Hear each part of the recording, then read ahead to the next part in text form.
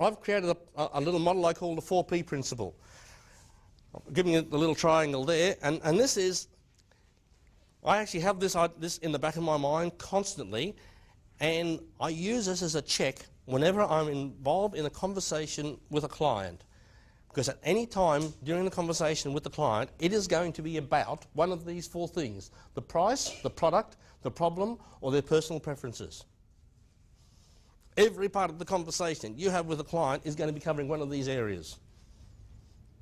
My suggestion to you is, first of all, this is a bit like the iceberg. The first 2 sit above the water. They're the obvious ones. Yeah? What are you offering me, and how much does it cost? Generally, they're pretty obvious questions, aren't they? Your job is to be able to identify, first of all, what's the problem? What's the problem you're trying to solve? As Paul mentioned, what's your pain? But you need to be really specific.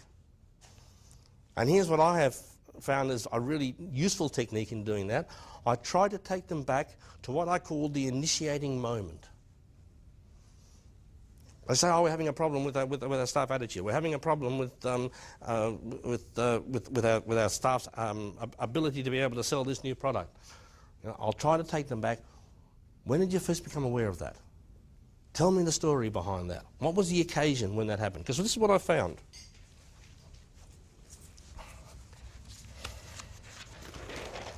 Clients have almost too much information available to them nowadays. So they have a problem.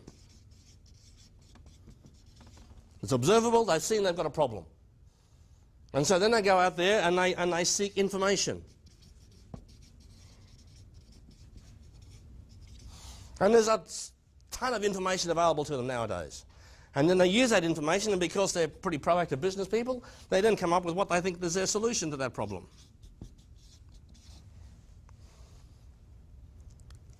That solution then requires some product to be able to meet it. And then this is when they come looking for you. But most of the time, there's a disconnect here because their solution's wrong. Can you relate to this? Whereas I find if I can actually take them back to their initiating problem, then I can give them better quality information, maybe suggest a better solution, and then give them some confidence about how they can actually move forward. But this is what clients tend to do. Right? They've had a problem, they get the information, they get a clear idea in their mind of what their solution is. Yeah. Oh, so this is the product I need, so I just need to go out and find a supplier, a commodity provider that can give me this product. And if you go in there simply answering, you know, this need, then you're just being a commodity provider. Does that make sense? So you need to be able to find out what the initiating problem is. And then, and here's the killer, and you know, this is the important one, then you need to be able to identify during that conversation, generally from their non-verbal communication, what are their personal preferences. You should be able to know within 5 minutes of a conversation with a client, are they a risk taker or are they a conservative? Do they want something really edgy?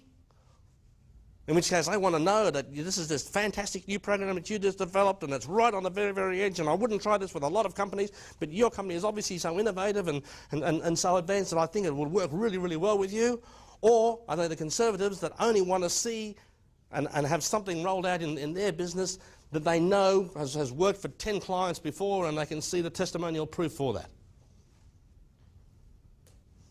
Right. Are they primarily task-focused or relationship-focused? Do they want to get things done in the business and they don't care how many staff they burn, or do they want to keep their staff together regardless of the fact that they might have to compromise some of their outcomes?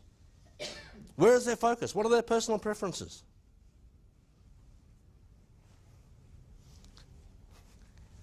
You become aware of this, you package your information acknowledging that, even though most of the time it's not spoken about.